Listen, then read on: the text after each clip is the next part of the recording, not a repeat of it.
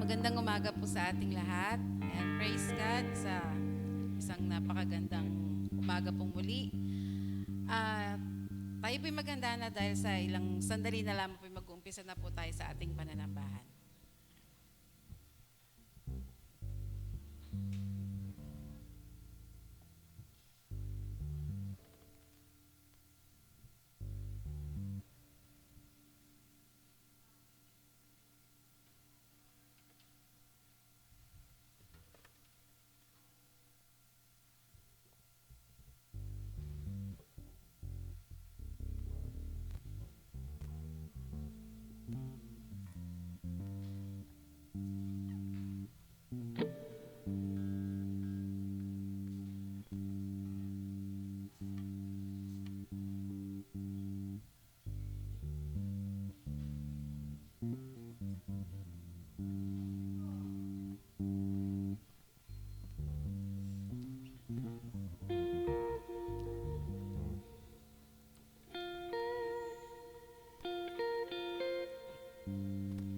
Sa ating pagsisimula po, tayo po yung maghanda na at ating pong basahin ang ating call to worship na matatagpuan po sa Psalm 119, 145 to 152.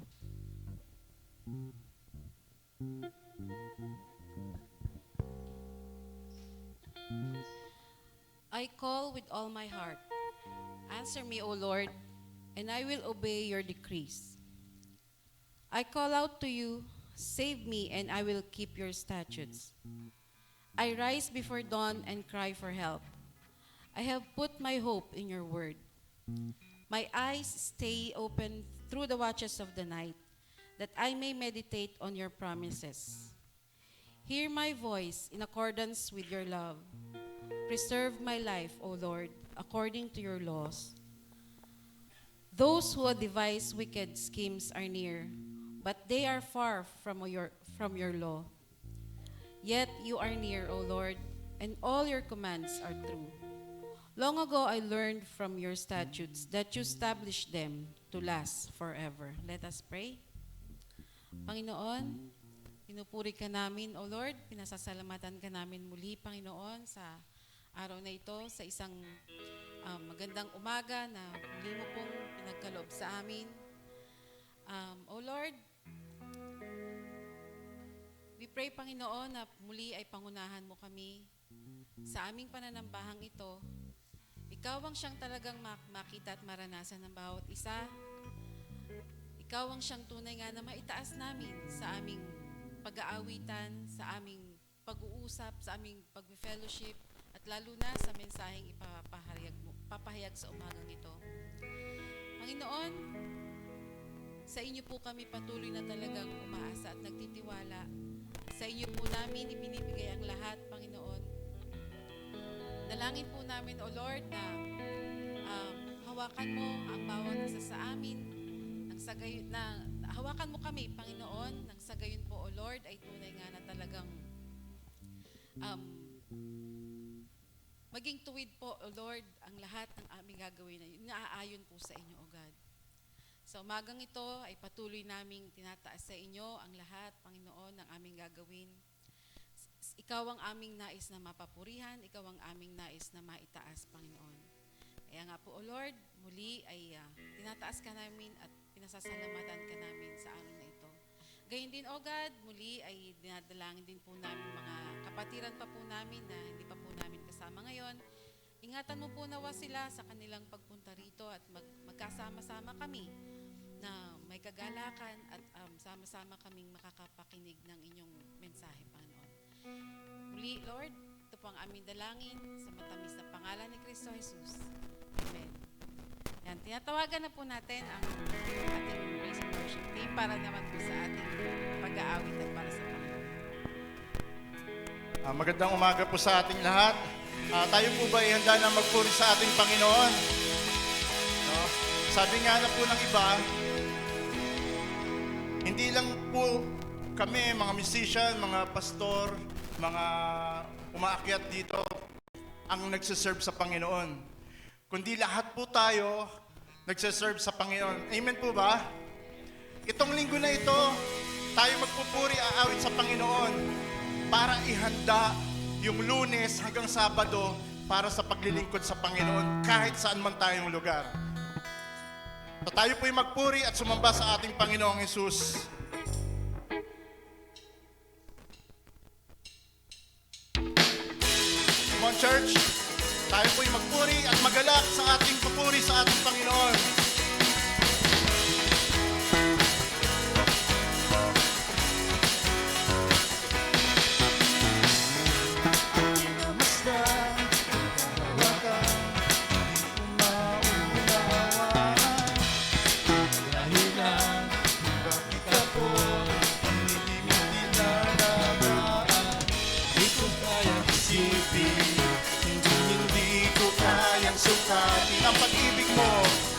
Ang pag-ibig mo, Jesus, yung binigay sa akin.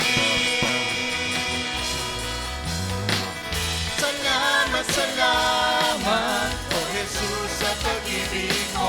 Walang ibang nagmahal, walang ibang nagmahal sa akin. Come on, church! Salamat, salamat! Salamat, salamat, oh Jesus, sa pag-ibig mo. Ako'y magsasaya sa piling mo. Kung may pagsubok man o kagitan, ako ay may lalapitan. Ikaw na aking sandigan, o papamayaan. Hindi ko kayang isipin, hindi ko kayang sasabihin. Come on, church, ang pag-ibig mo. Iyong binigay sa akin. Salamat, salamat, oh Jesus, sa pag-ibig mo. Walang ibang nagmahal sa akin ng katulad mo. Salamat, salamat, oh Jesus, sa pag-ibig mo. Ako'y magsasaya sa piling mo. Salamat, salamat. Salamat, salamat, oh Jesus, sa pag-ibig mo. Walang ibang nagmahal sa akin ng katulad mo. Yes, Lord, salamat. Salamat, salamat, oh Jesus, sa pag-ibig mo. Ako'y magsasaya sa piling mo. Buhay ko nang purihin ka. Buhay ko nang sa'yo'y sumamba. Wala nang ibang nanaisin pa, kundi pasalamatan ka. Buhay ko nang purihin ka. Buhay ko nang sa'yo'y sumamba. Wala nang ibang nanaisin pa, salamatan ka. Buhay ko man purihin ka. Buhay ko nang sa'yo'y sumamba. Wala lang ibang nanaisin pa. For the last time, buhay ko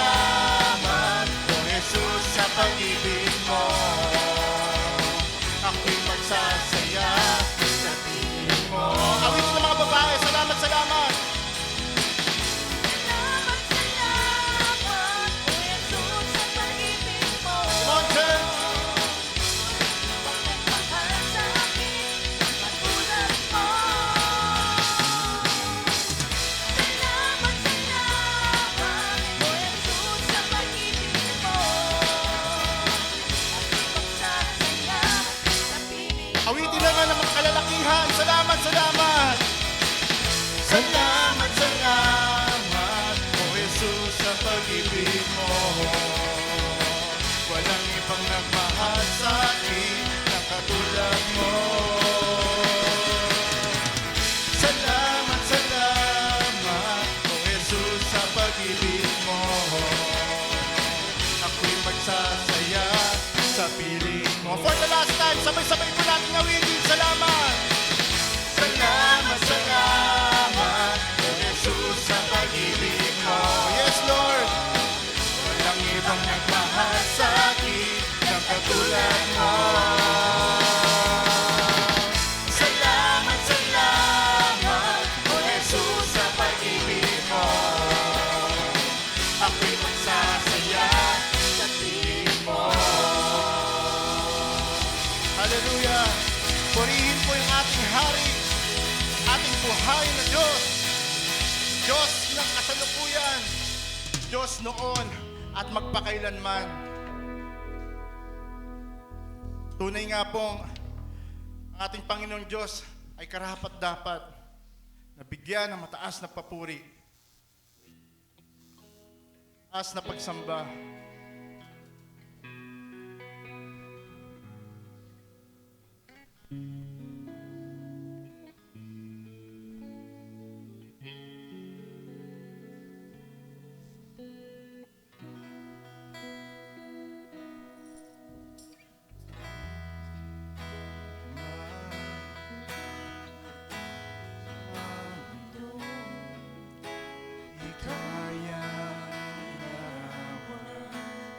Dakilaan mo, kulang lahat ng tulang, kulang maging mga salita, upang ihayag ang kabutihan mo. Awitin ko man. Awitin ko man, lahat ng awit sa mundo, di kaya dakilaan mo, kulang ang lahat ng tulang, kulang maging mga salita, upang ihayag ang kabutihan mo. Katulad, wala nang higit sa'yo, wala kang katulad. Sa'yo, ikaw ang Diyos noon pa man, maging ngayon at kailanman, sa habang panahon, wala kang katulad. Patuloy po natin awitan ng ating Panginoong Diyos. Awitin ko man lahat ng awit sa mundo,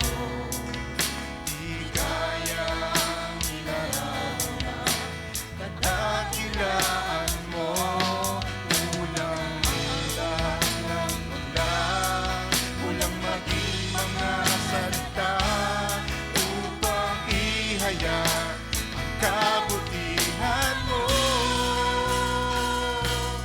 Wala kang katulad, wala nang higit sa'yo, wala kang katulad.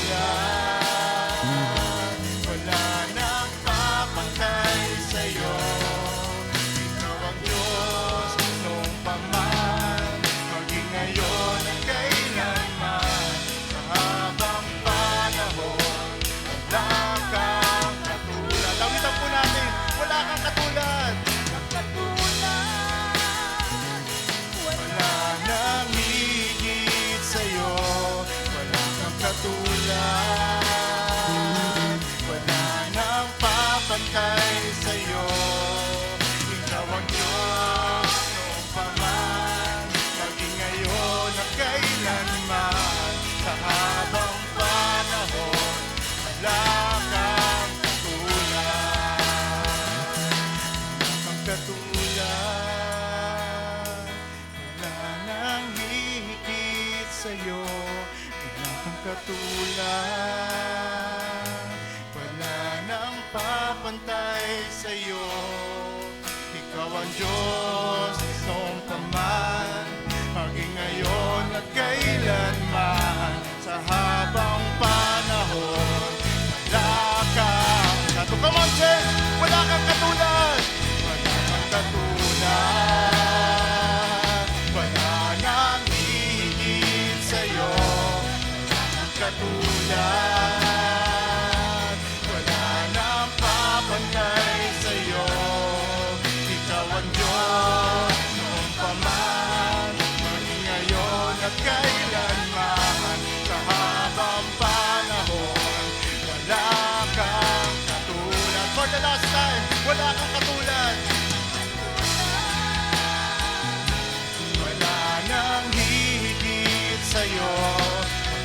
katulad.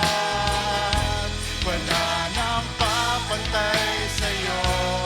Ikaw ang Diyos noong pa man, maging ngayon at kailanman. Sa habang panahon, sa habang panahon, sa habang panahon, wala kang katulad.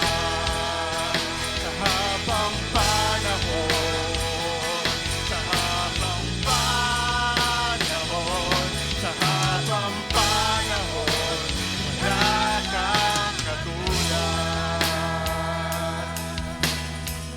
Yes, Lord, tanggapin niyo po, Panginoon, aming pagsamba, puri sa'yo. Mula sa kaibuturan, Panginoon, aming mga puso. Lord, narito po kami. Kami pong nadarama, Panginoon. Lubos, kulang biyaya para sa amin. Kami po ay hindi karapat-dapat. Kami po madungi sa inyong harapan. Pagkat kayo yung Diyos. Punong-puno ng kabutihan. Diyos na punong-puno ng pagmamahal. Diyos na patuloy na nagbabago sa amin araw-araw. Diyos, bibigay ng katarungan. Ang Diyos, bibigay ng kaligtasan. Patuloy po nating awitan ng ating Panginoon. Patuloy po natin siyang sambahin sa pamamagitan ng ating mga awitin.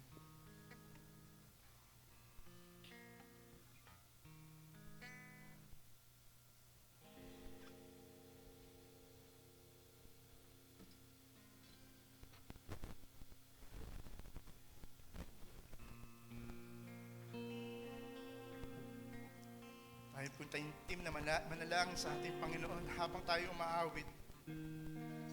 Bilang awitin na merong pagsamba, pagdakila sa mataas na pangalan ng ating Haring si Jesus.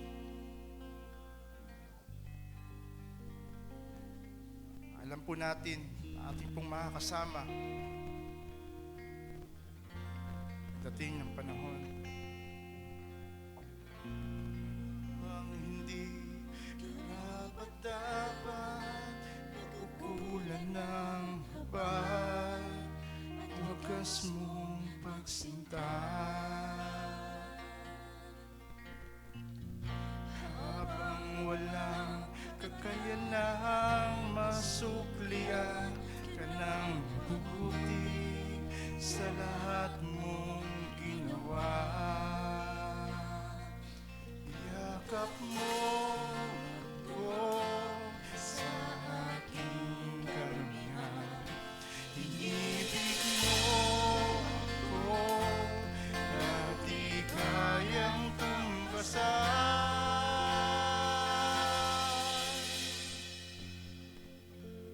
O Diyos ng katarungan at katwiranan, kahit minsa'y di napahiranan, nananalat kalwalhatian.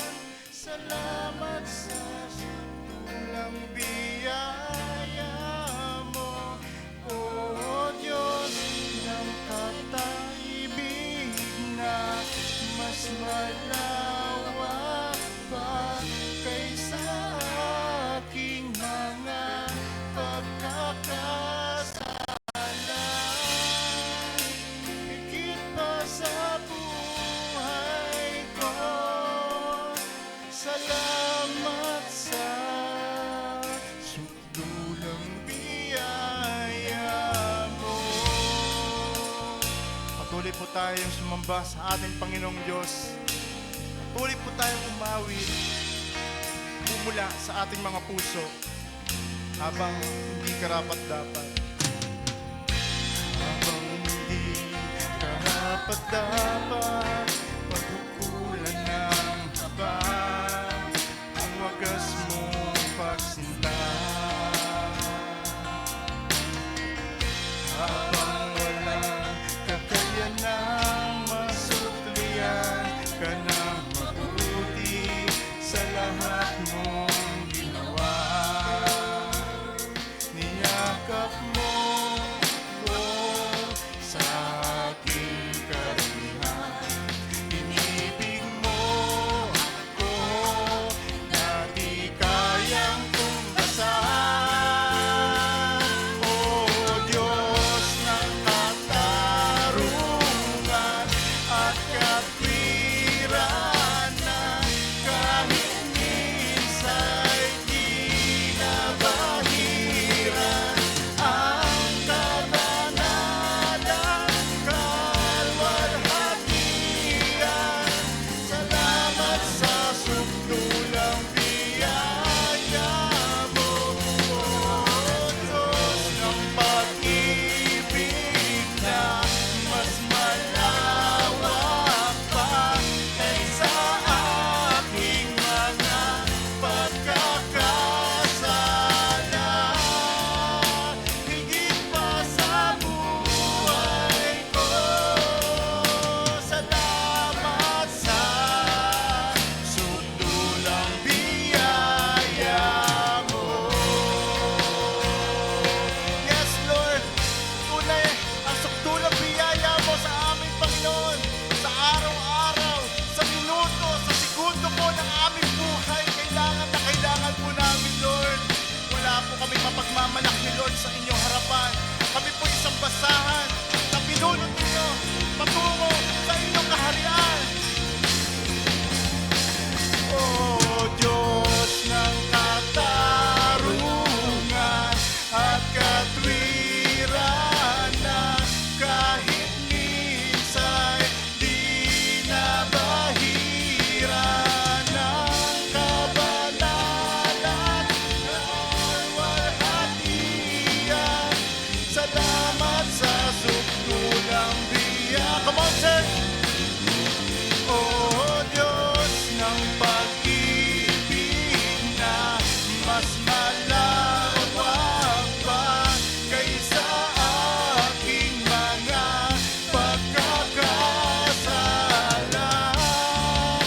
Higit pa sa buhay ko, salamat sa sukdulang biyaya mo.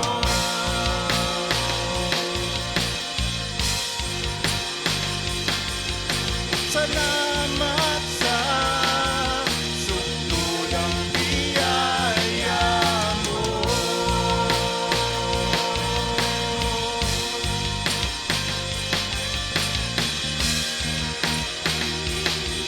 Sukdulang biyaya mo.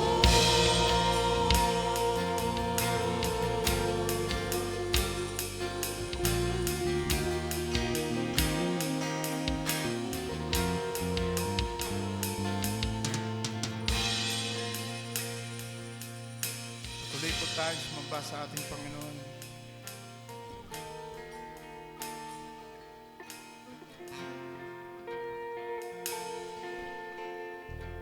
Amen. Sa Kanya po lahat ng papuri, pagsamba sa ating nag-iisang Diyos. Hallelujah. Hallelujah. Amen. Amen.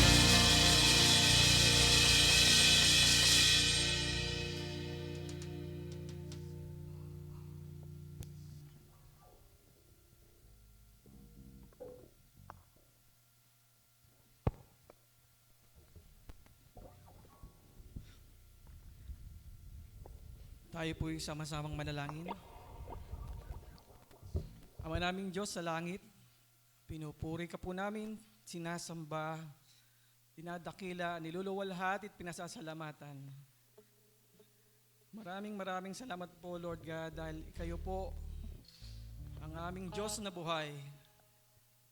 Purihin ang ngalan niyo, Lord God, sa lahat ng kabutihan niyo po sa amin. Sambahin ang ngalan ninyo dito sa lupa para nang sa langit. Maraming Diyos, maraming salamat po tulad ng sa awitin, Lord. Hindi po sapat lahat ng salita na aming bibigkasin upang mapasalamatan at madakila kayo. Lord, kayo na po ang bahalang munawa sa amin dahil hindi po sapat ang aming mga ginagawa at sinasabi. Lord, salamat po. Maraming salamat po sa kadakilaan niyo. Thank you, Lord God. Kayo po ang aming Diyos na buhay. Tanging Diyos na buhay na makapangyarihan sa lahat. Pinakadakila sa lahat. Ang may lalang ng langit at lupa. Salamat po sa inyo lang po kami umaasa. Nananalangin, sumasamba. Nananampalataya, nagtitiwala at naniniwala. Lord, salamat po. Sa buhay na walang hanggan, Lord, salamat po. Maraming salamat po. Salamat din po, kayo po ang aming kanlungan, Lord. Salamat po sa full protection niyo, Lord, sa araw-araw, sa bawat sandali ng aming buhay. Lord God, salamat po at hindi niyo po kami pinababayaan. Hindi po kayo nagkukulang, Lord God. Higit sa lahat, din niyo po kami iniiwan sa lahat ng aming mga laban sa buhay. Lord, salamat din po sa gabay at tulong ng Espiritu Santo sa araw-araw na aming ginagawa, sa araw-araw na aming pinamumuhay, Lord, kasama namin siya upang kami gabayan at samahan upang di kami maligaw ng landas. Bagamat maraming tukso, Lord, maraming mga sagabal, Lord, hindi po kami nababahala dahil alam namin na gagabayan niyo po kami at sasamahan. Hahawakan niyo po kami at itutuwid ang aming landas. Lord, salamat po. Maraming salamat po. Lord, dalangin ko po, Lord, ang aming mga personal na pangangailangan, Lord, sa araw-araw. Lord, bigyan niyo po kami ng makakain sa araw-araw, ng tubig na may inom, gamot, mga vitamins na kailangan po namin, mga supply po ng kuryente, Lord, ng internet na ginagamit namin sa pang-araw-araw, Lord. Salamat po. At sa pera na kinakailangan namin panggaso sa araw-araw. Lord, salamat po sa lahat ng ito dahil kailangan po namin ito upang patuloy po kami na makapaglingkod sa inyo, Lord, na nang walang pag-aalinlangan, walang sagabal, Lord God. Salamat po sa lahat ng biyaya niyo, Lord, na pinagkakaloob niyo. Bagamat sa paningin namin may pagkukulang, alam namin ito po ay sapat dahil alam niyo po ang lahat, Lord, kung ano po ang aming kailangan. Batid niyo po kung ano lang po sa oras ng ito ang aming mga kailangan, Lord God. Salamat po. Maraming salamat po. Lord God, maraming salamat din po sa pagpapagaling niyo sa mga karamdaman namin, ng mga kapatiran, ng mga mahal namin sa buhay, lalo itong nakaraang linggo, Lord, may mga na-ospital, na-operaan, mga nagkasakit ng mga maluba, ng mga pabalik-balik na sakit, Lord. Salamat po at Lord, kayo po ang mihi po sa amin upang malumbalik aming lakas, aming sigla, ang kalakasan, Lord. Salamat po sa pagbabalik niyo sa aming normal na kondisyon, Lord God. Salamat po sa mga seniors namin, Lord, na patuloy niyong ginagawa yan at pilalalakas, Lord God, upang patuloy na makapaglingkod sa inyo. At Lord, kumilala sa inyo. Maraming salamat po sa lahat ng ito. Salamat din po sa provision niyo sa amin, lalong-lalo na po sa mga katulad kong magulang, Lord, na may mga anak, Lord, na malapit na po uling pasukan, Lord, malapit na po pumasok sa eskwela, Lord. Batid niyo po ang pangangailangan ng lahat ng mga estudyante, Lord. Salamat po sa provision niyo. Salamat po sa ginagawa niyo pong paraan. Sa timing, Lord, ng mga pagbibigay niyo. Sa biyaya, Lord, na tinatanggap namin sa inyo. Salamat po. Maraming salamat po at sapat po lahat ng inyong binibigay. Thank you, Lord God. Salamat po at ibigay niyo po kami ng malakas na pangangatawan, masigla at maliksi, Lord, na pangangatawan. Salamat po sa pagtutulot niyo na kami makapaglingkod sa inyo, sa inyong simbahan, sa inyong harapan. Lord, salamat po sa kalooban niyo, Lord God, na patuloy po kami na pumapit sa iyo, sumamba at maniwala, Lord God, na hindi niyo po kami hahayaan at iiwanan. Lord, salamat po.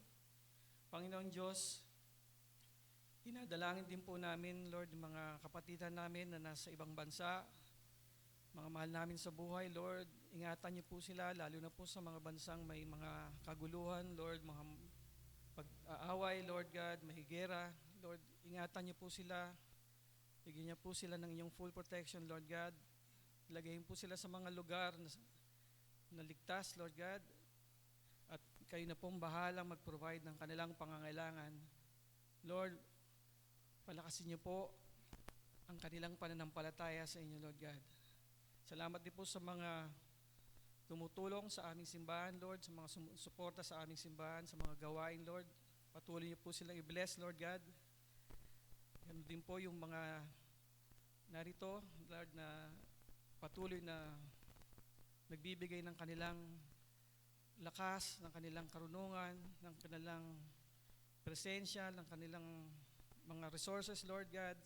Patuloy niyo po silang pagpalain, Lord God, sampu ng kanilang mga pamilya, Lord God. Huwag niyo pong hayaang magkaroon ng sagabal ang kanilang patuloy na pagtulong at pagsuporta sa mga gawain sa aming simbahan. Lord, salamat po sa mga mensahe po na pinararating niyo sa amin, sa pagbabasa ng Biblia, sa mga na papakinggan namin, Lord, sa mga nababasa namin, sa mga itinuturo sa amin naming mga leaders, sa mga pastors, Lord God. Salamat po dahil dito'y patuloy po kaming lumalakas, patuloy po kaming nag-iinit, nag-aalab sa pananampalataya sa inyo at patuloy na tumitibay aming pagpuri at pananampalataya sa inyo. Diyos ko, salamat po. Hindi po namin magagawa ito kung wala po ang gabay at tulong niyo, Diyos ko. Salamat po dahil kung kami lang po, Lord, madali po naming mabibitawan ng lahat, madali po naming makakalimutan ng lahat, madali po namin na makakaligtaan ang lahat ng inyong mga sinasabi, Lord God, at tinuturo. Lord, salamat po dahil sa bawat sandali naming buhay ay sinasamahan niyo po kami sa kalungkutan man, sa kaligayahan, sa kakulangan, sa kasapatan, Lord God. Salamat po at kasama na po kayo na nagagalak sa bawat sandali ng aming buhay na pinagkakatiwala namin sa inyo. Thank you, Lord God. Maraming salamat po, Lord God. Patuloy po kaming ingatan, hawakan, samahan sa lahat ng sandali. Linisin niyo po ang aming mga puso at isipan. Alisin niyo po ang galit, Lord, inggit, pagmamaramot sa amin. Pagpus bigyan mo kami ng pag-ibig, pangunawa, pagpapatawad, pagmamahalan, pagtutulungan, pagdadamayan, pagdadalanginan. Lord, palambutin po ang mga puso ng mga nagmamatigas, Lord God. Tulungan niyo po sila, Lord God, na kumilala sa inyo. Lalong-lalo na po ang aming mga kakilala, mga kamag-anak, mga pamilya, Lord God. Hanggang sa ngayon ay hindi pa po lubusang kumikilala at nagpapasakop sa inyo, Lord God. Kayo na nga po ang gumawa ng paraan, Lord God, upang sila man din po ay makatanggap ng inyong grasya na tanging kayo lang po ang makapagbibigay. Lord, huwag niyo po na makasama po namin sila sa inyong kaharian. Lord, tinataas po namin ang lahat ng mga ito, Lord God, dahil ito po ang alam namin na isa sa mga misyon, Lord, kung bakit hanggang ngayon ay nabubuhay pa kami upang may palaganap ang inyong salita, upang matamnan ang mga puso't isipan ng aming mga mahal sa buhay. Lord, dalangin po namin sila araw-araw upang sila'y inyong kaawaan, kahabagan, at patawarin din po. Lord, salamat po. Maraming salamat. Lord, bagamat wala pong katiyakan ng bawat araw, Lord God, mga oras na to, Lord, na maraming kaguluhan, mga masamang bagay na nangyayari sa mga pamilya, sa mga bansa, Lord God. Lord, alam po namin, Lord, na kaming mga iyong pinili o mga naniniwala at nagtitiwala sa inyo ay hindi dapat mag-alala dahil dala po namin ang inyong proteksyon, Lord God. Salamat po, Lord God, sa lahat ng ito, Lord God, na kami may kapanatagan ng kalooban at isipan. Lord, salamat po. Ama naming Diyos, loobin niyo po na sa darating na eleksyon sa ibang bansa, sa Amerika lalo na, Lord, loobin niyo po na maluklok, yung mga nararapat po na maluklok. Batid namin na kayo po ang magluluklok sa kanila, Lord. Tulungan niyo po ang mga boboto upang maipanalo po yung mga dapat po na maluklok. Lord, salamat po. Bigyan po sila ng gabay at karunungan. Tulungan niyo po sila, Lord, na umasa sa inyo, manalangin sa inyo at humingi ng gabay upang isipin nila ang kapakanan ng buong mundo, ng buong mga mamamayan, na di lang mo po para sa sarili nilang kapakinabangan. Lord, salamat po. Dinataas din po namin ang aming pangangailangan sa aming simbahan, Lord. Tulungan niyo po kami, Lord, na mga pinili niyo po na mga laga dito at magdesisyon para sa ikabubuti po at ikalalago ng inyong ministeryo. Lord, tinataas din po namin ang aming pastor, ang kanyang pamilya, Lord God, ang aming mga preachers, aming leaders, Lord God. Patuloy niyo po silang i-equip, Lord. Patuloy niyo po silang gabayan, bigyan ng karunungan, ng sapat na lakas ng loob. Lord, bigyan po sila ng malinaw na mensahe, Lord God, na nanggagaling sa inyo, Lord God, upang ito ay maituro sa amin na nangangailangan ng inyong gabay at patnubay. Lord, salamat po. Loobin niyo po na maging karapat-dapat po kami sa araw-araw sa inyong harapan, Lord God. Salamat po, Panginoon ko. Tinataas po namin ang lahat ng mga ito sa pangalan ni Jesus, aming Panginoon at tagapagligtas. Amen.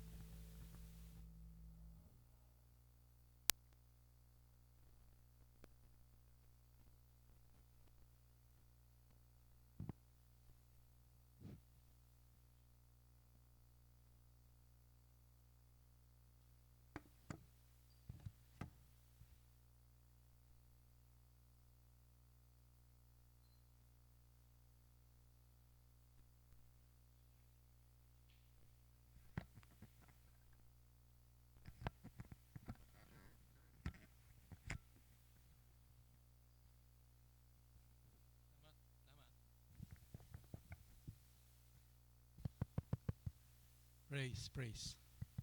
Nadidinig niyo po ako sa likod? Amen. Praise God. Maraming salamat doon sa mga tagapanguna natin.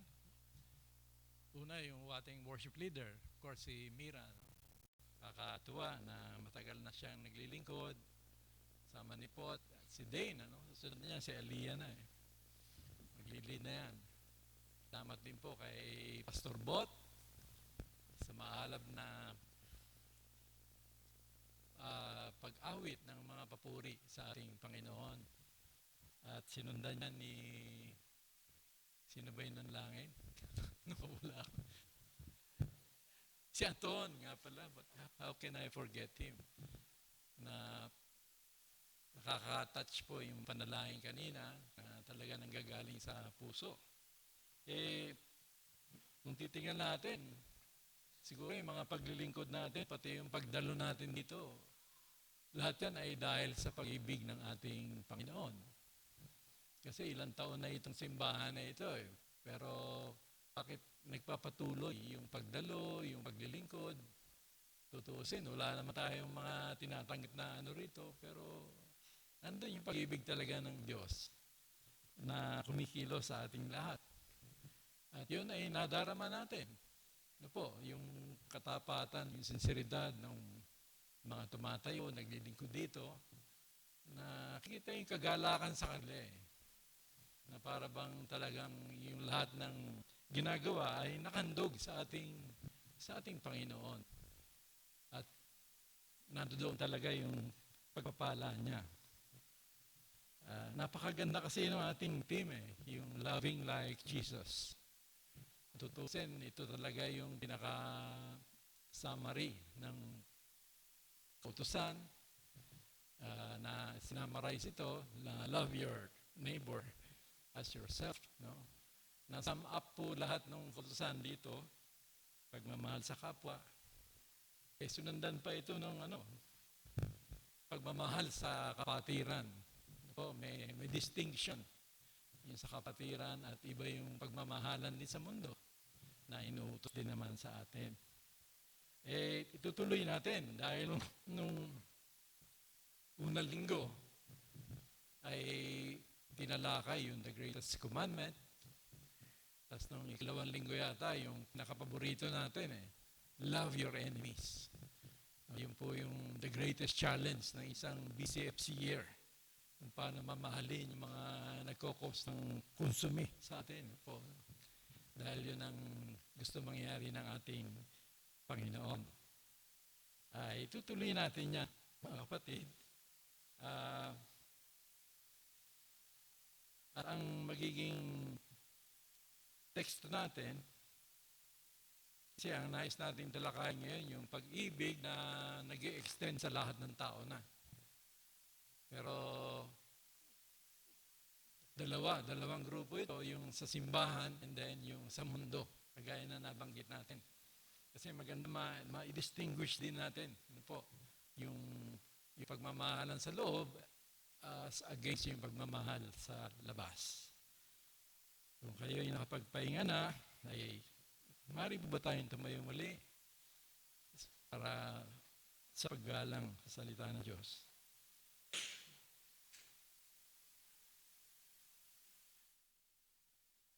Buksan po natin sa Galatians chapter 6, 1 to 10.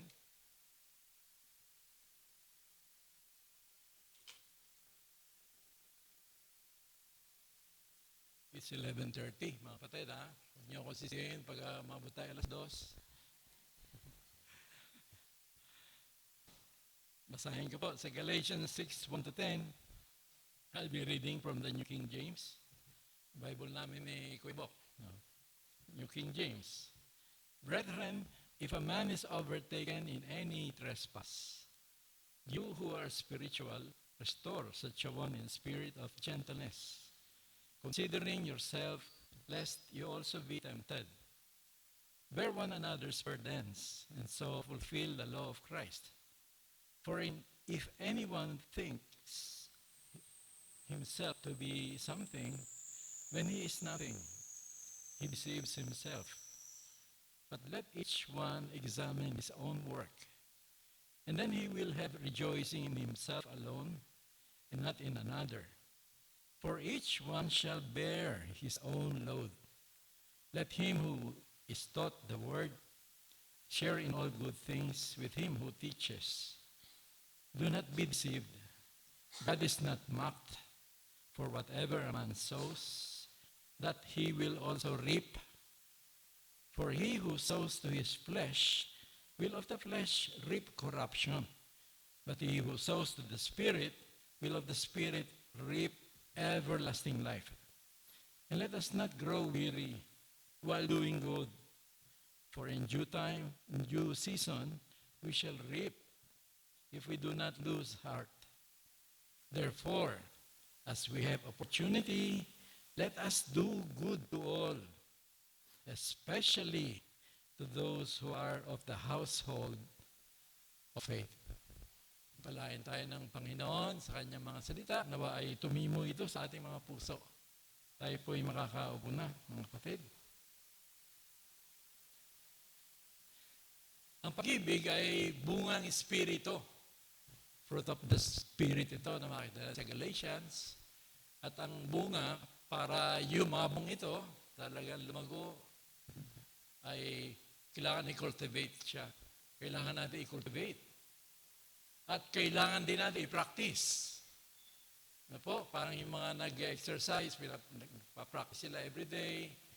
Mayaman, nakikita mo na yung development ng mga muscles nila, no? Talaga nagiging healthy. So, ganun din sa spiritual fruit. Lalo na yung love, kailangan natin exercise. Kailangan natin i-practice ito sa lahat ng tao. At ngayon nga ay bibigyan natin ng tema yung ating mensahe ng A Christian Life of Love. A Christian Life of Love. At titignan natin yung teksto na kung paano ito nag-a-apply doon sa pag-extend natin ng pagmamahal sa lahat ng tao. No? Una sa simbahan at ikalawa ay sa mundo.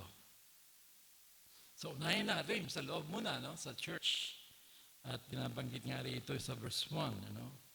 Yung kapatid na nahuhulog sa kasalanan toward those who are sinning.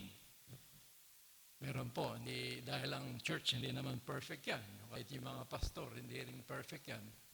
Meron po na nangyayaring ganon na nahuhulog sa kasalanan. Kaya sabi rito, brethren, if a man is overtaken in any trespass, you who are spiritual, restore such a one in a spirit of gentleness, considering yourself, lest you also be tempted. Unang-una ay makikita natin na role ito ng mga elders, no? Yung talagang i-restore yung isang kapatid na medyo nalilihis ng landas. Ito'y trabaho po ng pastor lalo na, no? At katuwang niya rito yung mga elders. Dahil malinaw po binabanggit dito, no? Na you who are spiritual, sabi po ito, no? Restore such a one in spirit. Spiritual, yung mga mature, sila po yung mga medyo mataas na sa pananampalataya. Sila yung nakatoka para dito, mga kapatid. At meron pong guideline dito na hindi basta-basta trabaho ito. Ito yung mahirap sa trabaho minsan ng pastor, na kailangan mong harapin, no? Kailangan mong kausapin isang kapatid na medyo nalilihis ng landas. Sabi po rito ay maging maingat tayo na gawin ito in a gentle manner. No, wag pabigla-bigla na lapitan mo kagad, pagalitan mo o ano. Kasi ang punto rito, tingnan mo muna yung heart mo. Ano yung motive mo? Bakit gusto mo lapitan yung isang kapatid na nalilis ng landas? Baka naman may self-righteousness dyan na tingin mo na napaka-holy mo at itong kapatid na ito ay palpak na palpak, ano, sa kanyang spiritual life. So that ang tendency mo, sa halip na i-restore mo, i-condemn mo, i-judge mo. Mag-iingat po tayo ron, ano? Dahil sabi po ni Paul, ay considering yourself na baka ikaw rin ay matukso, malagay. No? Kaya mahirap po yung nagsasalita ng tapos na yan, hindi mangyayari sa akin yan. Yun po yung punto rito. Maging mahinahon ka, salisigay mo yung puso mo. Ano ba yung motibo mo? Yan ba ay udyok ng pag-ibig? Udyok mga kate. Yan ba ay udyok ng pag-ibig? Kaya't nais mo siyang kausapin na malumanay at ang intention mo ay ma-restore o mapambalik yung kanyang spiritual life. So dahil trabaho ng pastor ito, wala na bang role yung kapatiran? Meron namang role yung kapatiran, of course. No, yung church dapat merong caring attitude sa mga kapatid na nalilihis ng landas. Dapat ito yung attitude ng church. Kasi binabanggit nga doon sa Corinthians 12 na kung merong isa na nagsasuffer, no? Kasi yung church, body of Christ yan. We are members of the body of Christ. So that kung isang member daw ay nagsasuffer, dapat ang lahat ay nagsasuffer na kasama niya. Tama po ba yan na ang sakit ng kalikingan, sakit ng buong katawan? Tama po ba yan? Wala yata may gusto nun, ha? Meron naman doon. So, totoo po yun, kasi isang katawan tayo. Di ba? Ikaw nga, magkaroon ka lang ng salubsob, Hindi ka na mapakali, di ba? Gusto mo kagad tiyaniin niya para maalis, kasi ang sakit, nadamay yung buong katawan mo, kaya nga. Lalo ako, hindi ako makakapag-gitara pag naslubsob yung kamay ko. Isang concern ko rin yan. So, yun yung point natin. Dapat meron tayong caring attitude sa kapatid na medyo nakikita natin na sumasablay, na lilis ng landas. Kaya maganda, i-search natin yung heart natin.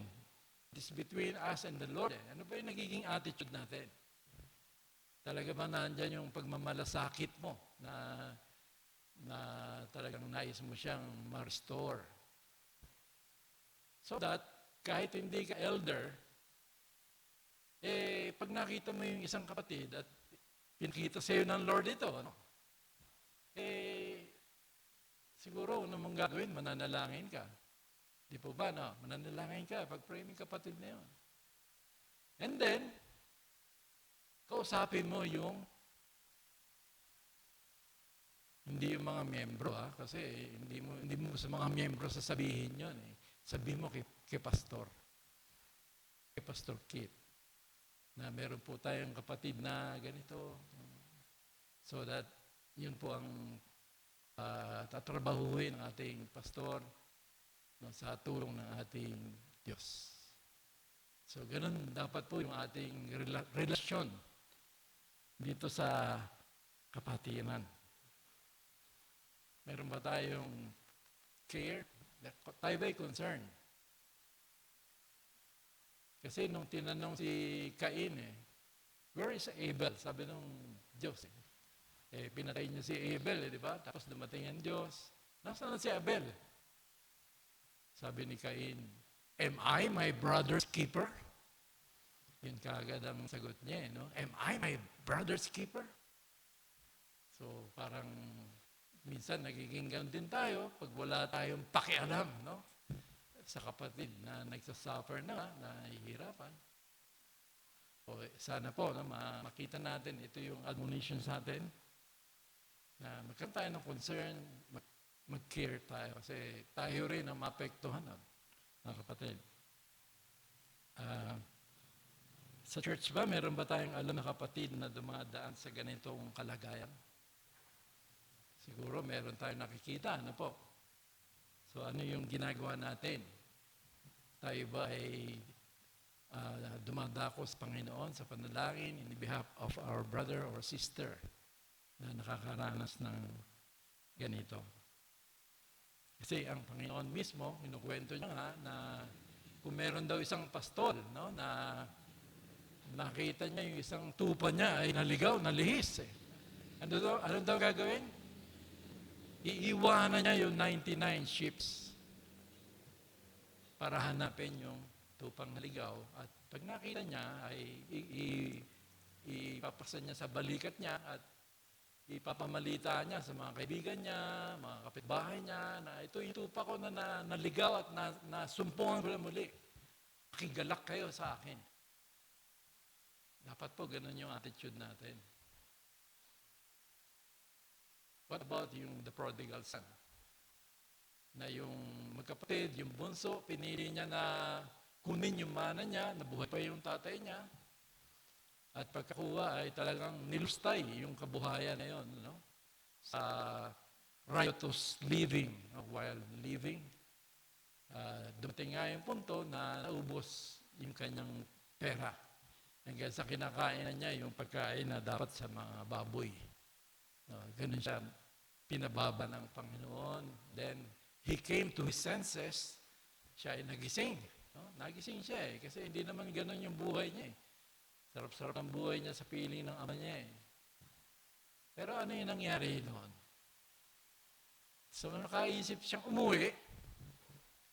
Diba, malayo pa lang natanaw na siya ng ama. Parang makikita natin yung ama laging nandun sa pinto. Inaabangan yung anak, yung pagbabalik ng anak. Parang gano'n ang nakikita natin doon. So that malayo pa lang yung anak, nakita niya, ay pinuntahan niya. Agad niya niyakap ito at nandun yung luha niya, no, na bumalik yung anak niya. Yung anak niyang namatay ay muling buhay. Ito, yun yung binabanggit niya. So that anong naging immediate reaction niya? Sila ay naghanda sa bahay. Pinagkatay niya ito ng para sila ay may pang-selebrasyon. Kaya lang na makita ng panganay, ano nangyari? No, ano yung attitude ng panganay? Di ba nandun yung selos niya, nandun yung inggit niya? Tay, ba't naman ganon? Ako, napakamasunurin ko sa'yo. No, hindi ko inaano yung mga bilin mo.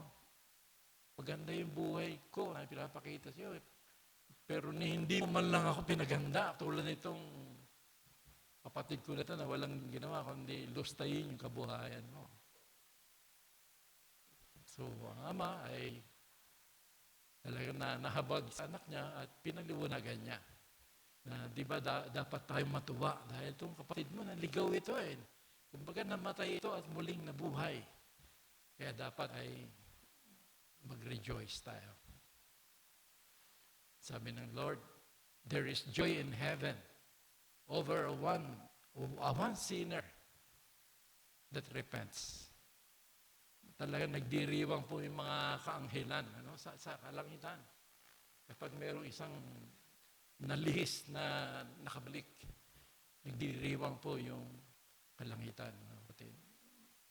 Sana po ganun ang attitude natin. Po, ganun. Meron tayong caring attitude sa kapatid. And then, ikalawa naman yung sa verse 2 hanggang 5. Una dun sa naliligaw ng landas na kapatid. Sa 2 hanggang 5 naman, toward those who are burdened. Ito naman yung mga nabibigatan ng pasanin. Siguro marami sa kapaliran gano'n, no? Siguro hindi lang ako, no? Marami, lahat tayo siguro. Meron tayong mga krus na pasan-pasan. Iba-iba nga lang ang nito, no? Kasi kung mataas na siguro yung faith mo, baka mas mabigat yung pasanin mo, eh. Hindi po ba? Kasi yun ang kakayanan mo na, eh. Hindi po tayo pare-pareho, mga kapatid. No? So, ano yung instruction sa atin dito, no? Bear one another's burdens and so fulfill the law of Christ. For if anyone thinks himself to be something when he is nothing, he deceives himself. But let each one examine his own work, and then he will have rejoicing in himself alone, and not in another. For each one shall bear his own load. So bear one another's burden. Pasanin daw natin yung dalahin ng bawat isa. Dalhin natin yung mga pasanin ng isa't isa. Bagaman na tinutukoy dito yung mga burdens na sari-sari, mas pinapatungkulan nito yung mabigat na dulot ng mga mabibigat na temptation. Yung dumadaan sa mabibigat na temptation. Yung nagkakaroon ng spiritual struggle. Kaming mga pastor, common sa amin ito.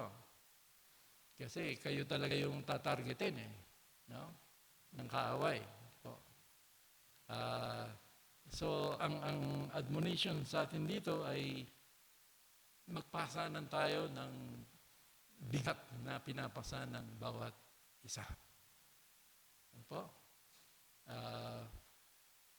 Sana po magawa natin ito dahil pag ginagawa rin natin ito, we are fulfilling the law of Christ. Tinutupad natin ang utos ni Kristo. Love your neighbor as yourself and love one another as I have loved you. Kasi ang kaaway, kaya siguro may Ephesians 6 na po, dinesignate ito para pag-aralan mo, makita mo na you are in a spiritual battle. Pagising mo pa lang, andyan na yung kaaway. Kung hindi ka discerning, hindi ka aware, na minsan nagagalit ka doon sa asawa mo, no? Yung pala, ito yung kaaway, kumikilos na eh. No? Sisimba pa naman kayo, tapos ito, nag-aaway kayo. Sinong gumagawa nun pag ganun? Kung i-discern natin ay ang kaaway. Di po ba?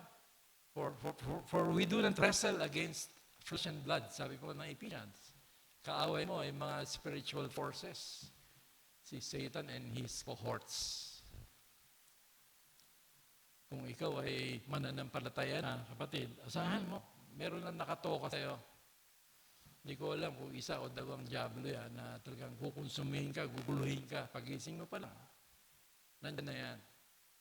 So that's sabi ni Peter, be sober, be vigilant, because the devil is like a roaring lion seeking whom he may devour. So sabi ng King James na Tagalog, maging mapagpuyat kayo.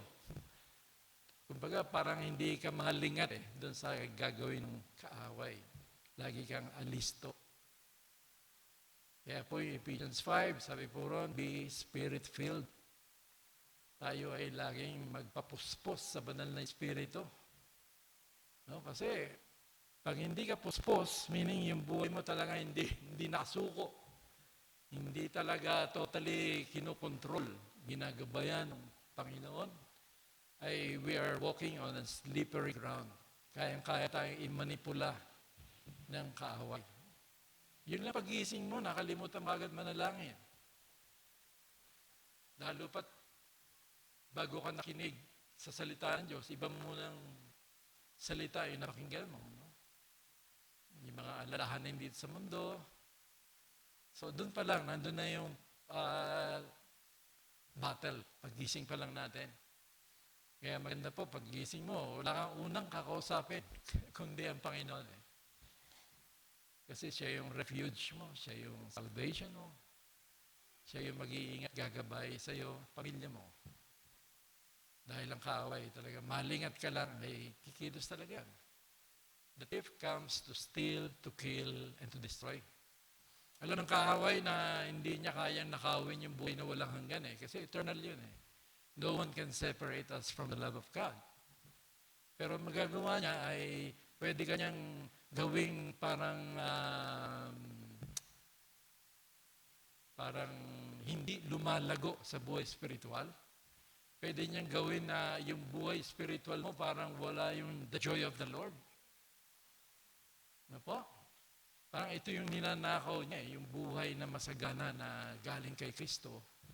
Pero dahil ito, tinetep ka para ang intention doon ay manlamig ka sa Panginoon. No?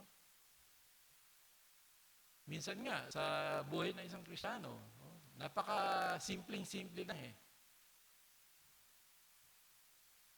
Masyado kang magiging abala sa gawain. No? Gawain ng Diyos. Gawain yan, Simple-simple yun. Pero wala kang time doon sa hari. No? Simple-simple yun. Busy-busy ka sa kingdom matters, but no time with King. Naalala nyo si Martha? Diba? Si Martha and Mary, naging panauhin nila si Jesus. Di ba? Ano yung ginawa ni Martha? Punta ng kusina agad, no? Hinanap yung magagandang mga utensils, mga pinggan, mga spoon, fork.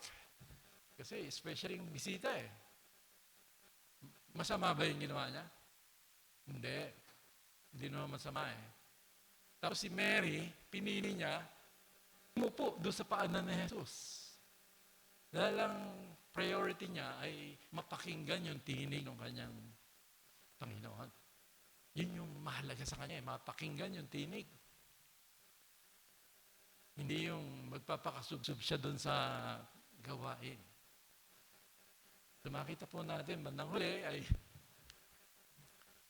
kinommend ng Panginoon si Mary dahil pinili niya yung mas tama na unahin ang Panginoon.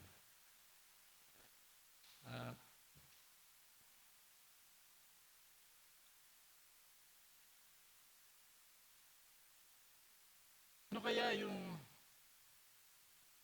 maghihinder sa atin para tayo ay magpasan ng cross ng kapatid out of love? Ano kaya yung nagiging hindrance? Ano kaya yung magiging obstacle? Sa verse 3, makikita po natin, verse 3, for if anyone thinks himself to be something when he is nothing, he deceives himself.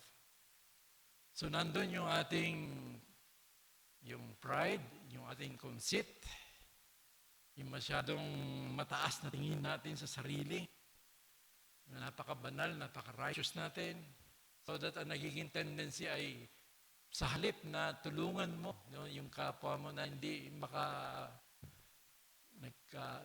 maka-overcome, nagiging intolerant ka. Nagiging intolerant ka. No, hindi mo matanggap na tagal ng Kristiyano yan Ba't hanggang ngayon, ganyan pa rin yan? Minsan ganun po. Yun yung magpe-prevent sa atin to exercise Christian love. Yung pride. Yung masyadong mataas na tingin sa sarili. No, kaya ito po'y paalala. If anyone thinks himself to be something when he is nothing, he deceives himself. Diba? Tama naman yan tutusin, wala naman talaga tayo Alabok tayo, kapatid. Nung tayo nilikha, kumuha ng lupa ang Panginoon, lupa. At kaya lang nagkaroon ng kabuluhan nung hingahan niya ito ng hininga ng buhay ng lupa And man became a living soul. At hindi lang yun, we were created in the image of God.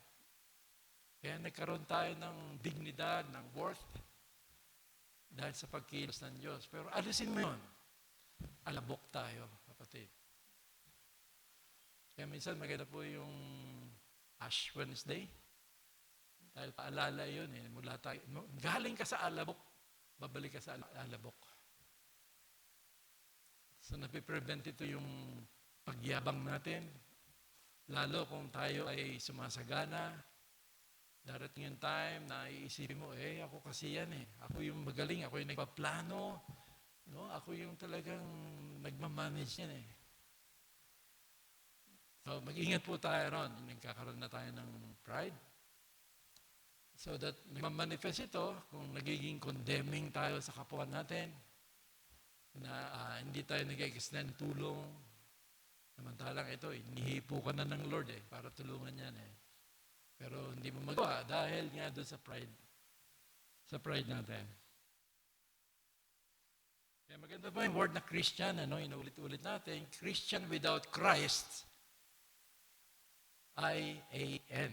I am nothing. Alisin mo si Kristo, si Christ, I am nothing. So sabi sa verse 4, but let each one examine his own work, and then he will have rejoicing in himself alone and not in another. Ito po yung maganda, na ini-examine natin, ine-test natin yung ating mga pinagdaraanan, yung sarili nating load. Ano yung nagiging action natin dun sa mga pinagdaraanan natin. Maganda makita po natin ito Lalo makita mo yung biyaya ng Diyos dun sa mga failures mo at dun sa mga victories mo. Nakikita niyo ba ito? Na even dun sa mga failures, all things are working together for the good of those who love God. Nandun yung biyaya ng Diyos talaga at work dahil meron siya magandang plano. So maganda makita po natin ito, na i-examine natin hindi yung buhay ng iba, hindi buhay natin. Paano tayo kumikilos, paano tayo nagre-respond doon sa daan na yun na binigay ng Lord sa atin. Kasi kung makikita natin ito, lalo yung biyaya ng Diyos, ay nagkakaroon tayo ng humble rejoicing. Na makikita mo na hindi ka na natiling failure, pero ito, inangat ka ng Lord Tinuruan ka after learning some lessons. Nakita mo kung paano ka inaangat ng ating Panginoon. Naalala ko yung psalm, kinakanta namin iba ko ito The steps of a good man are ordered by the Lord, and he delights in his way. Though he fall, he shall not be utterly cast down, for the Lord upholds him with his hand. So, ang Lord ay, siya po yung magtatayo, magbabangon sa atin muli. At napakasaya pag ito nakikita mo, kapatid. Hindi mo na kailangan ikumpara yung buhay mo sa iba. No? na lalo na yung mga victories mo, hindi mo ikukumpara eh. Dahil meron tayong kanya-kanyang load na galing sa Panginoon. So verse 5, for each one shall bear his own load. Kung ano man yung dala-dala mo ngayon, galing sa Panginoon yan. Kung ano man yung pinapasad mo ngayon, God-given yan, kapatid. Ito yung sinasabi sa verse 5. Each one shall bear his own load. Kaya makita natin yung, dito natin makikilala lalo yung ating sarili. Napaka-importante po ito. Sabi nga ni Socrates, di ba? Yung know thyself. Sabi ni Socrates, Greek philosopher, know thyself. Bakit kailangan makilala yung sarili? Because the first step to humility is to know yourself. So, hindi mo pipintasan yung kapwa mo. Kung nakakita mo, ikaw, sumasablay ka rin pala eh. Hindi mo pipintasan yung kapatid mo sa Panginoon dahil nagiging victorious ka. Dahil alam mo eh, sa biyaya ng Diyos ito eh. No, yung prayer kanina, ganun po yung essence ng eh. Biyaya ng Lord, lahat yan. Kapatid. Kung ano ka man, ano yung mga achievements mo, ano yung mga possessions mo, yan ay God-given. Because God is the owner. God is the creator and we are His stewards na pinagkatiwalaan lang ng kanyang mga resources para sa kanyang layunin, para sa kanyang kaluwalhatian. So wala tayong karapatan na mag-glory sa ating sarili, kundi yung glory laging sa Panginoon na nagbibigay, nagtutustos. Siya yung dahilan kung bakit tayo nag-i-exist. In Him we live and move and have our being. Alisin mo yung Diyos, yung biyaya niya, lahat tayo magdi-disappear. So kaya tayo nag-i-exist. Dahil sabi nga, kinakata natin, the steadfast love of the Lord never ceases. They are new every morning. Kanina lang po, pagpunta ko rito, hindi maganda yung pakiramdam kahapon pa eh. Talagang nandun yung temptation na madala ka ng ganong damdamin. Pero ngayon, parang inaano ka ng Lord eh. Binubuhay ka talaga eh. Nakila yung katapatan ng ating Panginoon. So maganda po ito na prevent yung pagiging mayabang natin by examining our own work. Paano tayo nadadapa, paano tayo nakakatayo, at makita natin yung biyaya ng Diyos na kumikilos. So hindi ka magmamayabang dahil alam mo na ang Diyos na tumutulong sa iyo is the same God who will help your brother or sister in the Lord para siya ay makapanagumpay din.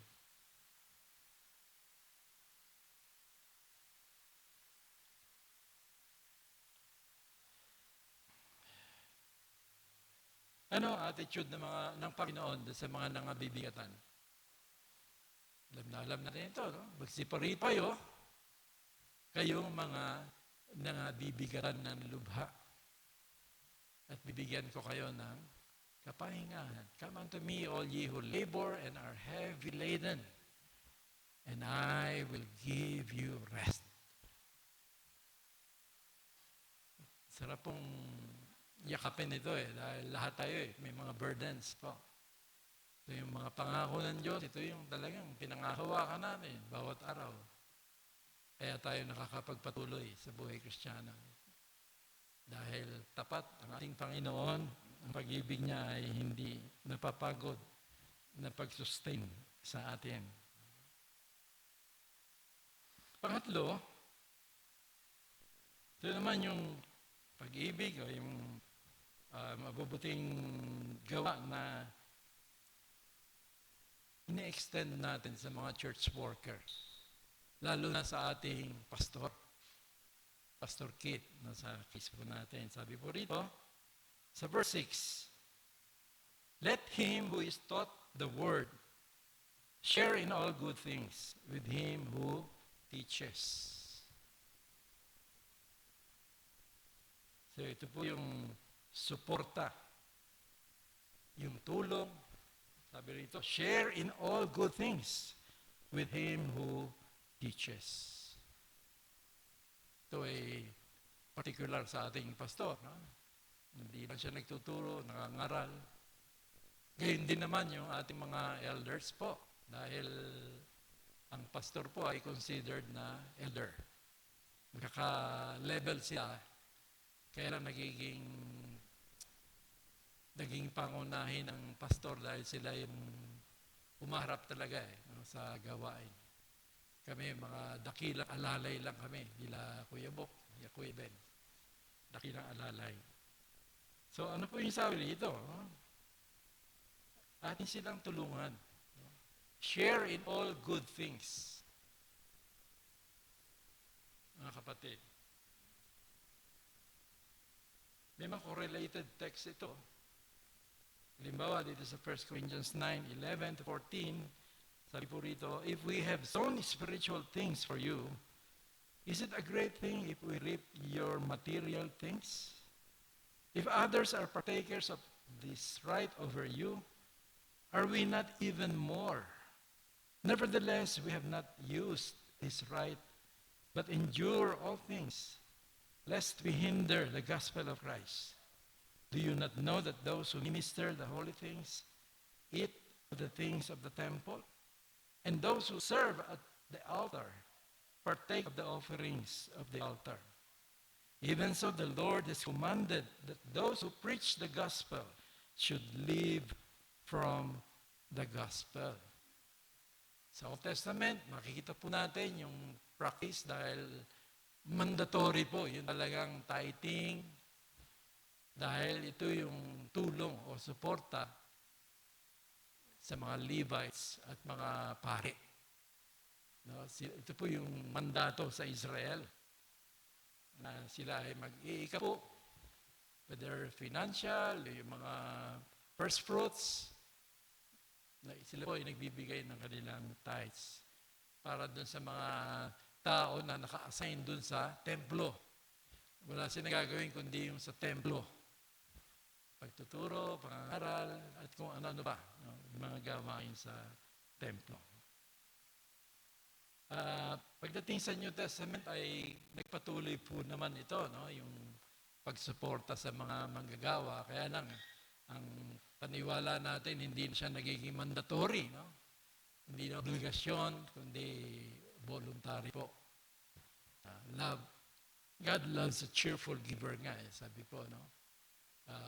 Kasi kung cheerful giver ka, I believe, hindi ka na matatali sa ikapo eh. Minsan, alala nyo si Colgate? From 10%, binibigay niya 90%, 10% na sa kanya. Grabe, no po? Talagang cheerful giver yan. Sa pagbibigay ay kinikilala natin na ang Diyos ang may-ari. Diyos ang may-ari ng lahat at na napiprevent nito yung pagiging scheme natin na pag sinabing sakim na sinasamba na natin yung Diyos na salapi. So when we give, no, sa Panginoon, lalo sa kanyang gawain, ay pinapakita natin dito na mahal natin ang Panginoon, kinikilala natin siya yung may-ari at tayo yung mga pinagkatiwalaan lamang ng kanyang resources at nais nating sundin. Ano ba yung kalooban niya sa kanyang mga resources? Yun po yung faithful and good stewardship. Nawa po ay makita natin yun. Kapatid, ang nais ng Panginoon ay magbigay tayo para matulungan yung mga manggagawa niya sa pagpapalaganap ng kanyang kaharian through preaching, teaching, at yung gawa ng misyon. Ito po yung ginagawa ng pastor. At hindi po niya magagampanan ito without our faithful support. Kailangan po ng tulong. Financial, spiritual, yung ating mga pananalangin, yung ating mga encouragement, aba, malaking bagay po ito sa isang pastor. Isang manggagawa ng Panginoon. Kasi araw-araw yan eh. Hindi mo nakikita, no? Minsan masyado ng bigat na bigat pala siya. Dahil ang dami niyang dapat intindihin. Eh, totoo po niyan, dyan talaga nawala yung buhok ko eh. Nung nagpastor ako eh. Kaya yung anak ni Bok, alam na alam yan, si Lara eh. Na pag nagpastor daw, malalagas. Sabi ng anak ni Bok, tanong niyo si Bok. Eh, totoo naman pala, no? Kasi ang dami mo lang intindihin. Dati, problema mo sa sarili mo eh. Problema mo sa asawa mo, sa mga anak mo. Ang dami no, ano po? Eh ngayon, problemahin mo na yung miyembro, bawat pamilya. Gabi-gabi, ipapanalangin mo yan. Gabi-gabi. Di ba? Dati may sistema ako eh. Kaliba, mula dun sa, umpisa ako dun sa Antipolo. Pag ano niya, kung saan mo, para maipanalangin mo lahat. Ganun po ang buhay. Para may idea kayo, no? Ano po yung buhay ng isang nagpapastol. Mabigat po yan. Kung wala yung support ng ating mga members, hindi tatagal ang pastor. Lalo pat kung ang trato natin sa isang pastor ay empleyado natin yan eh. Sinusweldo natin yan eh. May mga churches, nakakalungkot, ganito yung attitude. Ito yung pinpoint out ni Bok. Kapatid, hindi mo trabador yan. Hindi mo empleyado yan. Trabahador ng Panginoon yan. Panginoon ang tumawag yan at nagbigay ng task para pangalagaan ang BCFC. Yun po ang totoo, mga kapatid. So maganda po na tulungan natin yung ating pastor.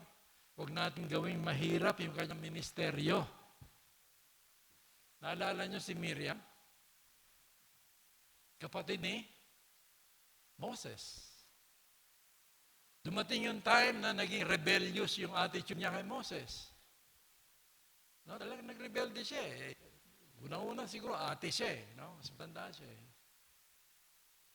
Pero hindi ikinatuwa ng Diyos yun. Ano nangyari kay Miriam? Nagkaroon ng ketong. Nagkaroon ng ketong dahil sa hindi niya pagkilala sa lingkod ng Diyos. So kung ayaw niya magkaketong, hindi naman po. Igalang po natin yung ating... In fact, ano yung dapat na attitude natin sa mga manggagawa ng Panginoon? Sabi po sa 1 Timothy 5:17, 18, let the elders who rule well be counted worthy of double honor. Double honor po. Sino? Those who labor in the word and doctrine. Double honor po dapat yung ating attitude. Ginagalang natin sila at sinusuportahan. You shall not muzzle an ox while it treads out the grain, and the laborer is worthy of his wages. And then sa 1 Thessalonians 5:12-13, sabi po rito, and we urge you, brethren, to recognize those who labor among you and are over you in the Lord and admonish you, and to esteem them very highly in love for their work's sake. Be at peace among yourselves. Ito po yung attitude natin dapat sa isang manggagawa, lalo na sa ating pastor. Nung inordain po at ininstall, na siguro mapaalala ko sa atin ito, si Pastor Kate, dito po. No? We made a commitment, the congregation. Ano yung commitment natin? Susuportahan natin yung ating pastor sa ating pananalangin at kung paano pa natin siya masusuportahan. In fact, pati yung family niya ay pinanalangin natin dahil yung family niya ay tumutulong din sa kanya, sa kanyang pagpapastor. So, pinapaalala ko lang po, we made a commitment in the presence of God. Yun po ay ating gagawin habang siya yung nagpapastor. Papastor sa atin. Last.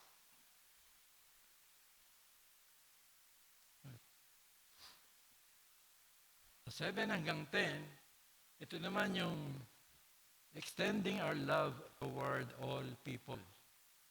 Sa lahat na ng tao. Ito po. Sabi po rito, do not be deceived. God is not mocked.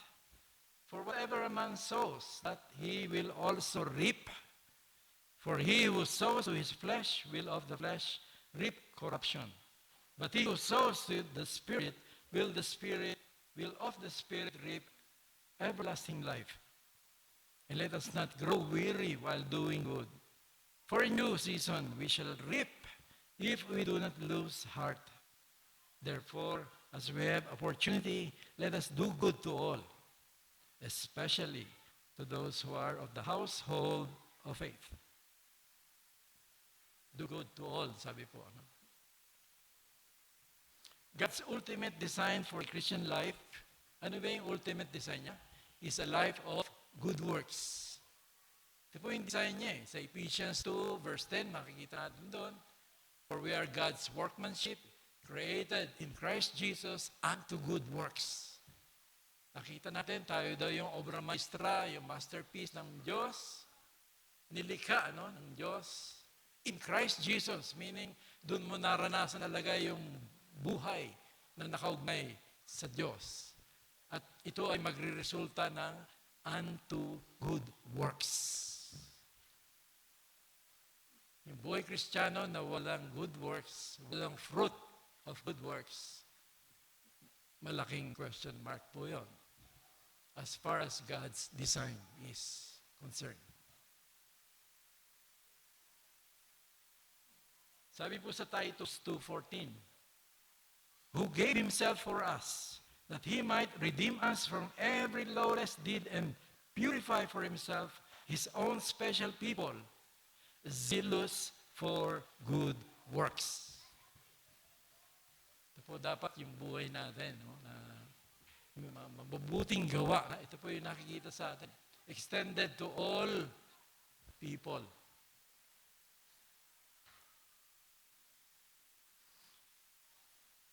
A true Christian that has a living relationship to Christ produces the growing fruit of the Spirit, which is love. Ito po yung sinasabi ko, kung talagang Christian tayo, sabi po ng 1 John, Beloved, let us love one another, for love is of God. And everyone who loves is born of God. Kung born of God ka, na born again ka, pinanganak ka muli, you will love your fellow men sa church o sa mundo. He who loves not knows not God, for God is love. Yun po yung pagkakakilanlan sa atin kung totoo bang Kristiyano tayo. Kung mayroong pag-ibig po. By this, all men will know that you are my disciples if you have love for one another. At yung pag-ibig na ito, makikita natin sa John 15, 1-8. Ano po, na makikita natin na merong development ito Una-una yung from bearing fruit. Susunod na stage, bearing more fruit. Third stage, bearing much fruit. Fruit, more fruit, much fruit. Ito po yung buhay natin as a Christian. Kaya kakaroon tayo ng spiritual na paglago as we abide in the vine. Dapat po ito yung karanasan natin. Lalo na yung the fruit of the Spirit na pag-ibig. Dapat ito ay yumayabong, bawat araw. Dapat ito ay lumalago. At sabi ko nga kanina, dapat ito kinakultivate at ine-exercise natin para ito ay yumabong.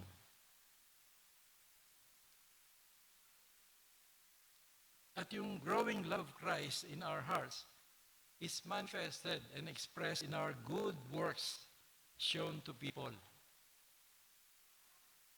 Po, kung talagang nandun yung mabubuting gawa mo, pagkakawang gawa, ito ay nahayag yung pag-ibig ng Diyos. Let your light so shine before men that they may see your good works and glorify your Father in heaven. So, as new creation in Christ, sabi sa Galatians 5, makikita natin ito, we are to live, we are to walk in the Spirit.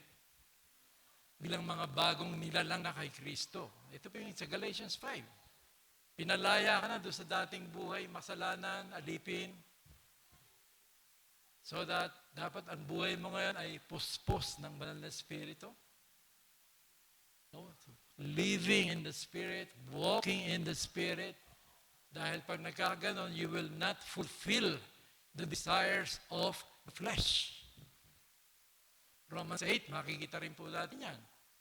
Pag namumuhay kang karnal, ay mararanasan mo yung death-like existence. Isang Kristiyano na walang ebidensya sa kanyang buhay, hindi nagmamanifest yung pagka-Kristiyano. So ito po yung makita natin sa Galatians 5, live in the Spirit, walk in the Spirit, and you will not fulfill the desires of the flesh. Po, kaya ito yung binabanggit po rito na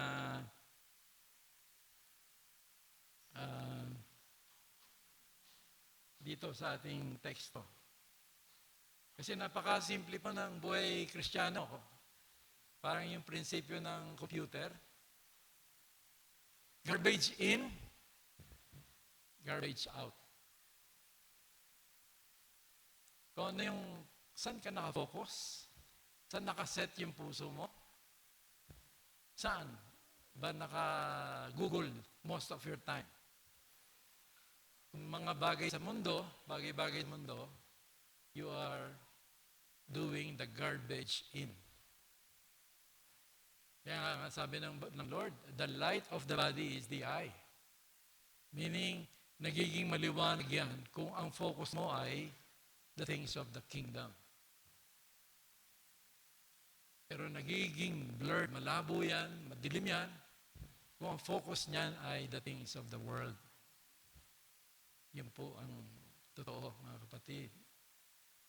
Kaya, maganda yung paalala sa atin dito po.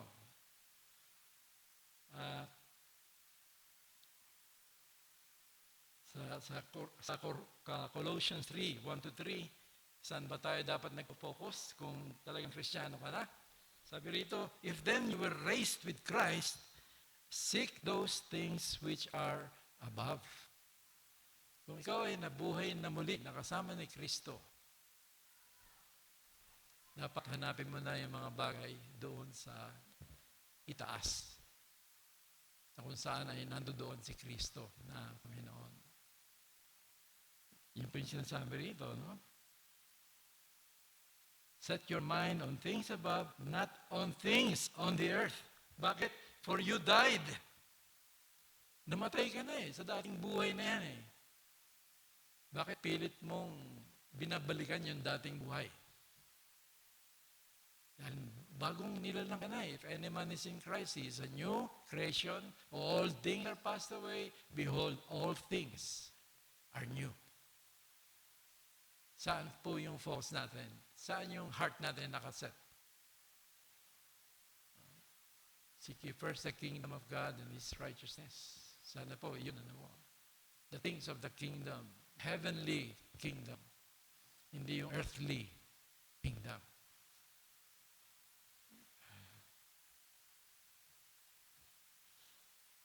Sabi sa verse 9, and let us not grow weary while doing good. For in due season we shall reap if we do not lose heart. Yung paggawa po ng kabutihan, lalo ito yung buhay mo. Dumarating din yung time na napapagal tayo Dumarating din yung time na nangihina tayo Nararanasan nyo rin ba ito, kapatid?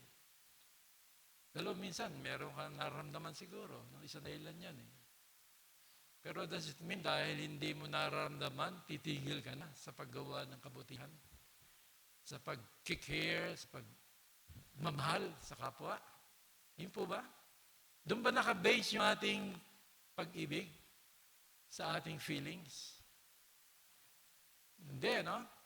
Kundi nakabase yan doon sa an act of our will in submission to God's will. So, kaya magagawin yan dahil yan yung kalooban ng Diyos eh. Kaya susunod ka sa Kanya eh. Whether you feel it or not. Kaya by grace through faith yan eh. Laging by faith. Di po? By faith. Titiwala ka. Dahil sinabi ng Lord eh. Kaya nafe-feel ko man o hindi, kailangan kong gawin ito. Ganun po ang buhay natin, mga kapatid. In loving others as commanded by the Lord, we are to prioritize our co-believers. Ito po yung binabanggit sa verse 10. Therefore, as we have opportunity, let us do good to all, especially to those who are of the household of faith. Especially, sabi po sa Greek word, malista, adverb po ito, very. And then, another adverb, most. Meaning, in the greatest degree, or particularly, chiefly, most of all. Ito po ibig sabihin ng especially sa ating pakikitungo, pagmamahal, special daw dapat yung sa co-believers sa church. Bakit kaya? Mas priority yung kapatid.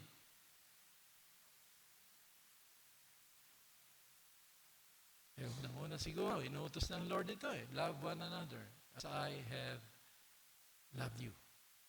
Tutukusin, mas mabigat ito dahil sa Old Testament, love your neighbor as you love yourself. Pero sa New Commandment, love one another, anong basehan mo? Kung paano kami nahal ni Kristo. Malalim po. Malalim na level ang pag-iibigan sa kapatiran. Utos ito ng Panginoon. Sila, yung katabi mo, ay kapatid sa Panginoon yan. Kadugo yan. Dugo ni Kristo ang bumabalot yan, kapatid. Siya ay anak din ng Diyos na pinagbuwisan ng dugo ng ating Panginoon. Siya ay pinananahanan na banal na Espiritu. Kung Kristiyano yan, di mo man nakikita, siya ay indwelt by the Holy Spirit as an evidence na siya ay property o anak ng Diyos. Siya ay may special at intimate na relasyon sa Diyos. Siya ay nagmamana na buhay na walang hanggan. Yung kapatid mo, katulad mo, kapatid. Siya rin yung patuloy na hinuhubog ng Panginoon bilang kanyang future bride. Future bride ng groom, si Jesus. Patuloy tayo nililinis, binabanal, upang walang maging bahid man lang na dumi sa pagdarating na. Dahil wagas ang pag-ibig ng Panginoon. So ito po yung dapat attitude sa loob. Ganito dapat yung lalim, yung degree. Alam natin yung John 3:16. Alam ba natin yung 1 John 3:16? Alam ba natin 1 John 3:16? Ano po yung sabi nun? 1 John 3:16. Ano po yung sabi nun? By this we know love. Sabi ni John, ano? Because He laid down His life for us. And we also ought to lay down our lives for the brethren. Wow, lali po nito. Tatanungan niya kami ni Labok eh. Ni Laben eh, ikaw ba, kaya mong mamatay para sa akin? No? Kapatid sa Panginoon, kaya mo bang mamatay dyan para sa Kanya? Ito yung hamon sa atin. We ought to lay down our lives for the brethren. Malalim po ito.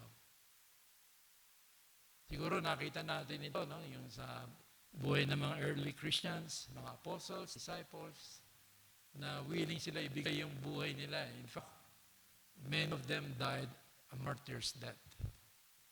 Talagang namatay sila lahat, karamihan. O, merong pinugutan ng ulo, merong pinako, turned upside down. Ganun po, no? Hindi nila, mas minahal nila yung pagpapalaganap ng mabuting balita dahil sa pakinabangan ng mga tatanggap sa Panginoon. Kaya minsan, saludo ako sa mga misyonero po na mahayo dun sa mga bansa, lalo na may mga bansa na talagang matindi yung opposition sa Christianity. Meron pa nga yung, ano ba yung mga kumakain ng tao? Matagal? Ha? Carnival. Meron, pinupuntahan nila ganun lugar. Hindi mo alam, baka ikaw na yung susunod na iluluto nila. Pero pupunta sila rin by faith. By grace through faith. So ito po yung palatandaan na willing silang ibigay yung kanilang buhay. Buti na lang, hindi ganon yung tawag natin. Kundi manambahan tayo dito sa Bliss. Mag-mission tayo sa community, kung saan-saan. Yun po, yung malinaw na tawag sa atin. Hindi yung pupunta ka sa ganon para ibigay mo yung buhay mo. Buti na lang. Kawawa naman si Queenie pag ginawa ko yun.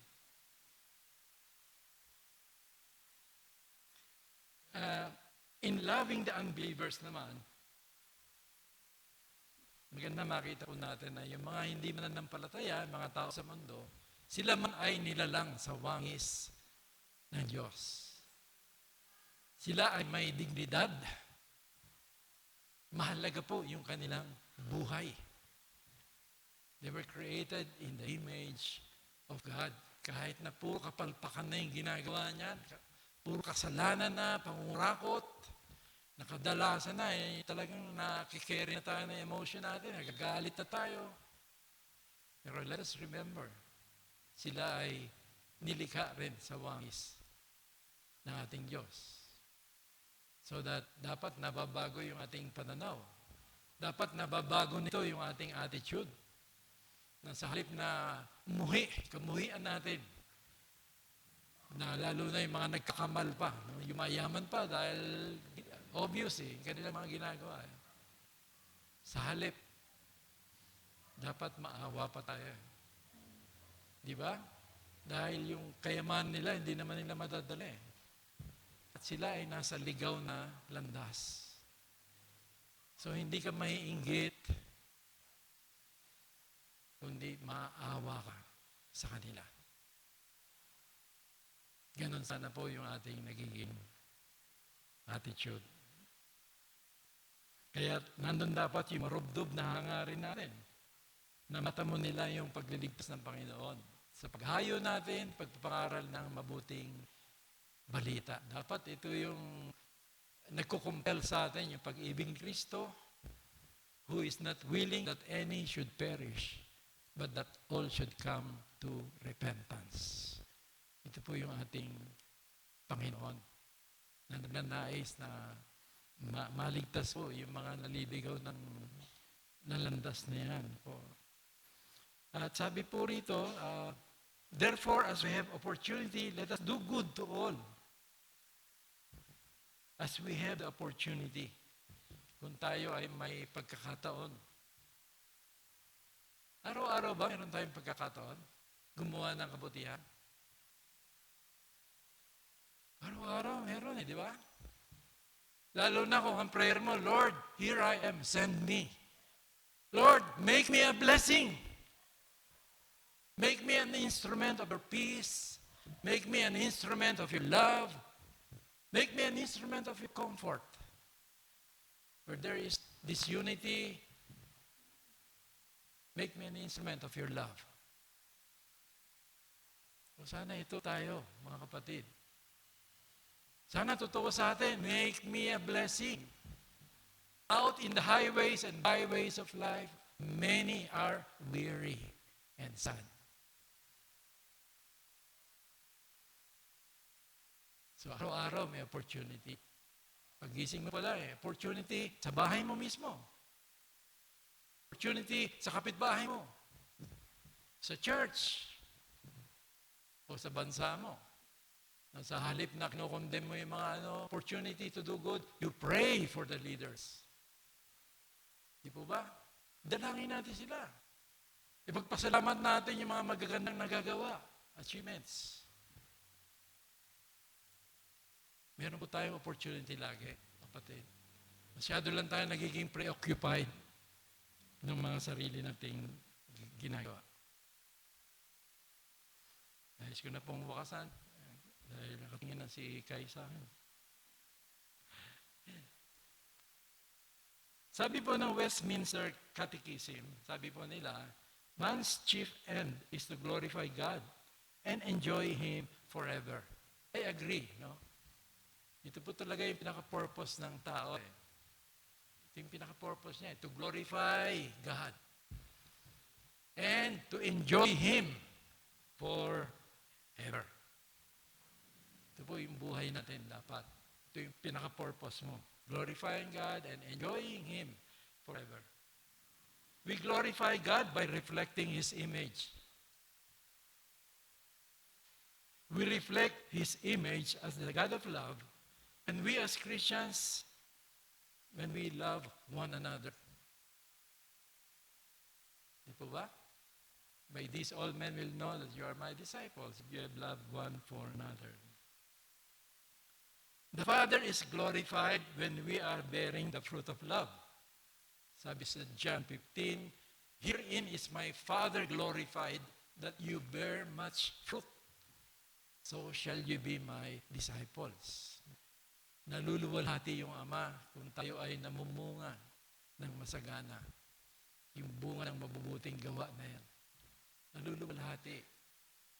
Di po ba ang sarap nun na malaman mo na naluluwalhati ang Diyos sa'yo? Ito yung pinakamagandang mangyari. Kasi pag doon tayo nakafocus sa glory, luwalhatian ng Diyos, mapapawi lahat ng pagod mo eh. Mapawi lahat yan eh. Mapupuno ka ng talagang pag-asa, pag-ibig ng Diyos. The true source of our joy and fulfillment as Christians is none other than God. Ito po yung talagang true source ng joy. Kaya't nagkakamali tayo kung hinahanap natin ito sa mundo. Kung dito natin hinahanap yung fulfillment, yung kasiyahan, nagkakamali po tayo. The true source of our joy is none other than the Lord. You will show me the path of life. In your presence is fullness of joy. At your right hand are pleasures forevermore. Sabi po in Psalm 16, verse 11. Life lived at the center of God's will, according to His design and purpose, brings true peace and joy. Sabi nga nung kanta, there is no peace, no joy, no thrill like walking in His will. For me to live is Christ, to die is gain. There is no peace, no joy, no thrill like walking in His will. For me to live is Christ, to die is gain. The Christian way of life is a life of love, shown to God through all people, but most of all, to the church, His body and future bride. Manalangin tayo. Ilan Diyos, maraming salamat po. Dalangin namin na mapagyaman mo po yung mensahe sa aming buhay. Na sumagana po yung pag-ibig na nahayag sa mabubuting gawa sa kapwa. Lalo na sa iyong simbahan, Panginoon. Dalangin namin ang iyong gabay, kalakasan, Dalangin namin ng patuloy na pagpupurify mo sa aming mga puso, Panginoon, upang maging kalugod-lugod ang aming buhay, aming puso sa iyo na nakikita mo. Ito po ang aming panalangin sa pangalan ni Jesus. Amen.